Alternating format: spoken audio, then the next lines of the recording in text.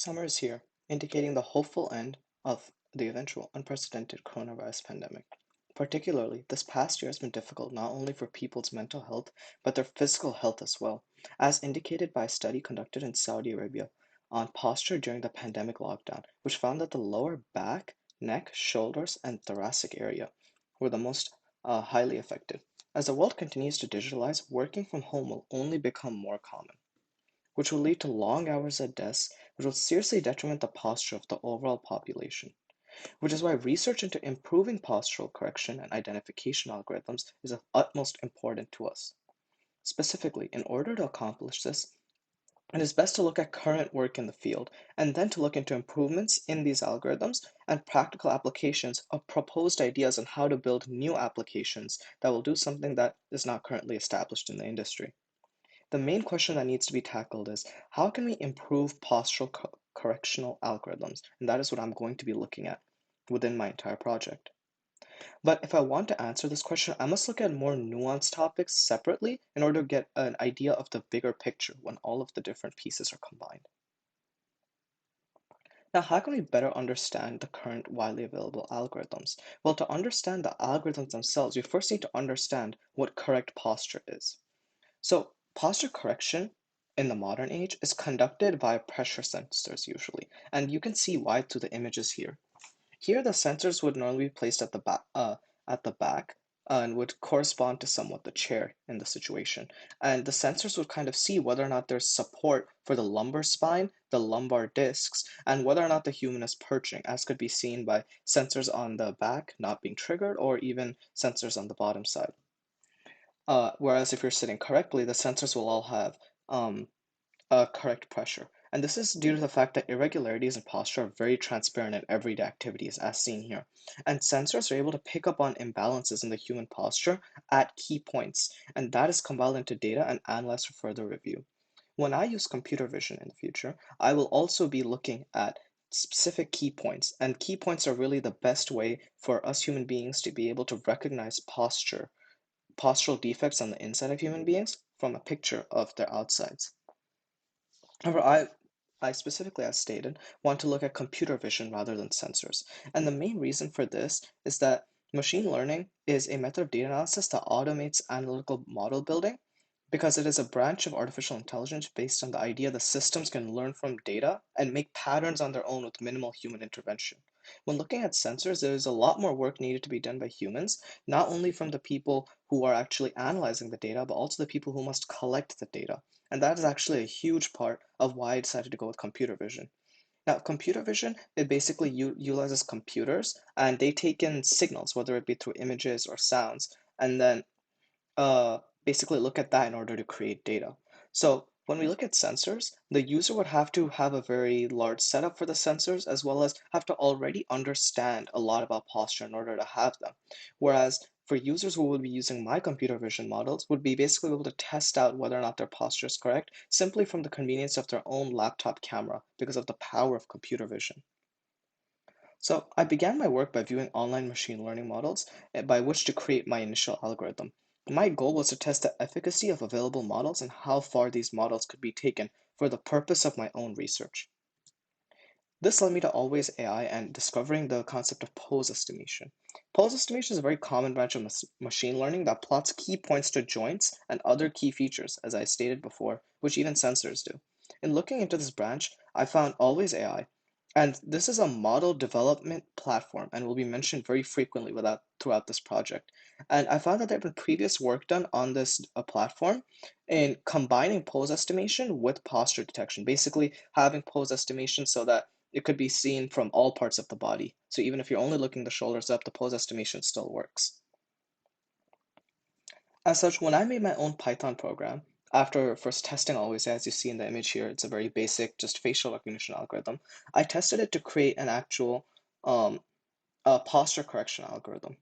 Now, this was a lot more beneficial to me later on regarding the Always AI API, or basically the instructions, because the API allowed me to include a streamer, which is basically what you see in the image here for the facial recognition. And the streamer will continue to keep taking in images and creating inferences.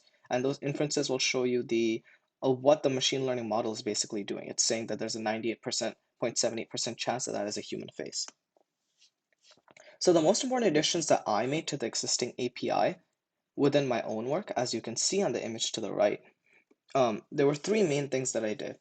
One was that I added the streamer, as I stated previously. The second is that I added three conditions. One of these conditions is visible here, as since I'm leaning forward, the program is telling me to lean back. And the last condition is that when any of these are triggered, such as this lean back message right here, whenever this lean back message is shown on the screen, there is a sound playing, and that sound basically alerts the user as to the fact that their posture is incorrect. So even if they're on a different window, they will still know their posture is incorrect. I also made it so that the pose estimation is actually visible to the user, as you see from these lines here, because when recording viewers, it's very important for them to understand what is being recorded and to make sure that they're keeping themselves in the frame. This also made me realize when I was looking at the image, as seen very clearly in the image to the right, that I was in a very near natural position. However, the program was telling me to lean back, which was a potential error. And so the reason for this is that from a head-on angle, it is much more difficult for the algorithm to detect depth. And so for that reason, sort of a side view would be required, for which I used a mobile device for external webcams and even tested apps such as Epoch Cam in order to do so. This addition is most relevant for the setup of my second phase of research, which will be data annotation, which I will get into later.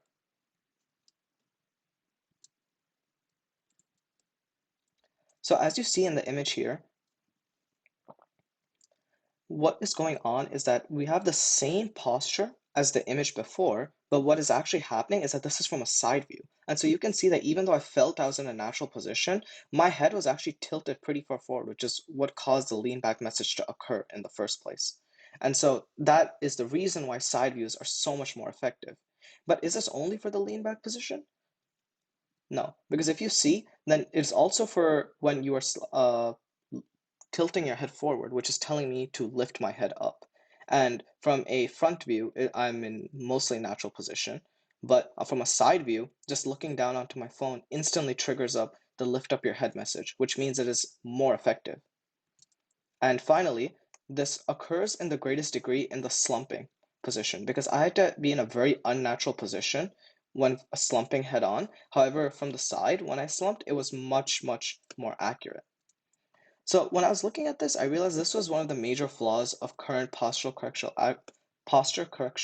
algorithms when utilizing computer vision. They simply looked at the shoulders up, and so when it specifically came to slumping, which is caused by irregularities in the lower back, I was not actually accounting for that in my current model. And so this made me start to think about broadening my horizons, because there was almost no way in which I could take a laptop webcam and get it to also record someone's lower back.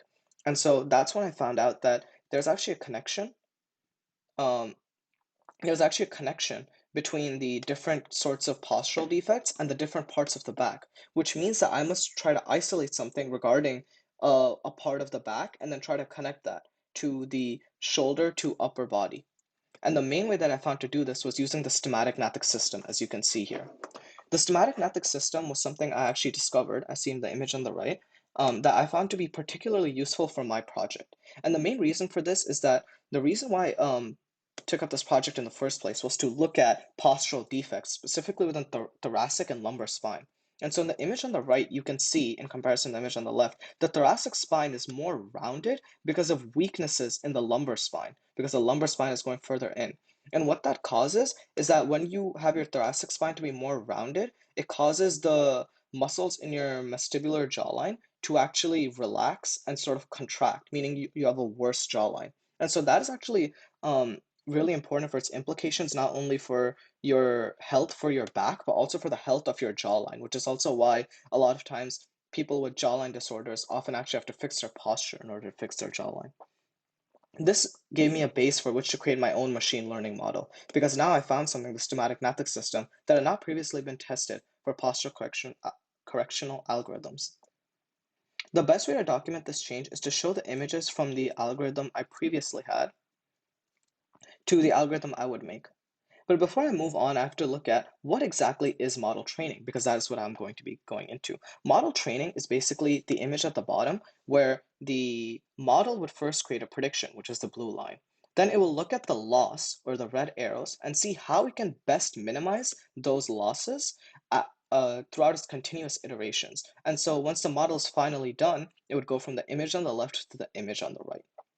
Now, later on, we'll also be looking at deep learning, and this is a term that's often tossed around very easily and also with the word neural networks. But basically, what deep learning is, it's a multifaceted machine learning network. Basically, it's further layers, and not only does it have more layers, but it actually does more as well. It extracts all of the features beforehand. It's not something that you need to do manually. So deep learning is a lot more powerful because of what it can unlock, which is why it can eventually lead to stronger neural networks. So looking at my jawline recognition research, I went into data annotation, which I've previously mentioned before, which is a second phase of my research, which is creating my own model. In creating my own model for jawline recognition research, um, I found that I wanted to test how Jupyter Notebook, which is what I'd be training my model on, would work. And so I used the most simple sort of annotation, which is a bounding box. The bounding box, as you can see, is very effective in showing all of the points of the jawline. However, it wouldn't be as accurate as the polylines that you saw before, which was just a single line. It wouldn't be as effective for me to try to combine these boxes with those polylines I had before. So I'd actually have to use polylines if I wanted to combine them both.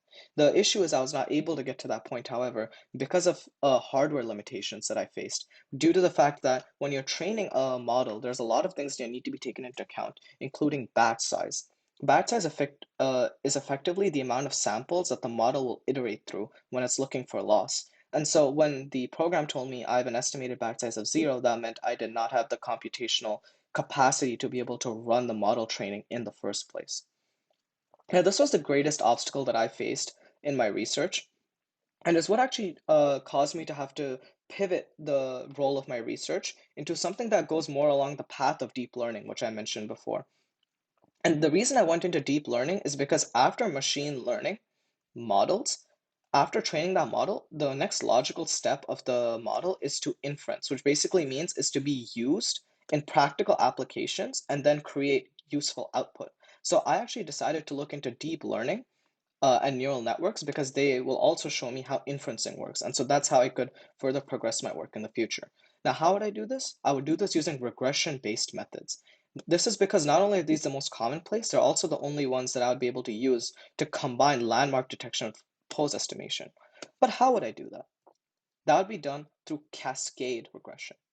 Now, while the image on the left may just look like just basic nature, what it actually is what's happening in the right image, which is that first there's a higher level where a basic guess is made, and then that guess um is slowly basically fixed throughout the different cascade classifiers. And the cascade classifiers allow a series of binary decisions, and that discards the negative results early on, allowing for more efficient detection um, for detecting greater accuracy over time. Now, this led me to create a deep neural network for my further research, and this table that you're seeing here is actually for deep neural networks that were used in mobile devices because, as I told you before, there were a lot of computationally expensive models out there that wouldn't actually be very feasible for future research. And so I picked the deep alignment network. The main reason for this is that the deep alignment network uses a cascade regression system that I just mentioned previously. This means that the deep alignment network would be compatible with lower level machines and also uses cascading regression, which would allow me to combine my jawline recognition from landmark detection and combine my pose estimation, which is vital to my future research. And this is why I believe the deep alignment network to be the most superior for all of my future work, as I have just basically explained regarding how it uses cascading coordinate regression and uses heat maps in order to create a more accurate image. Now, any questions? Well, throughout all of the jargon, you may be wondering how exactly would this look, because I did not have a final output because of the fact the model training did not work. Well, if you combine the three images on the right, you would have a pretty accurate guess as to how my new model would work, just that the heat map image would be only for the jawline. Additionally, you may be wondering, now why did I exactly go through model training if it's so computationally expensive? Well, not only did I want to try it, I also wanted to understand what batch sizes, number of iterations is, and how model training essentially works. So in the future, when I do model training and when I look at model inferencing, why it's important to be able to understand how these things work.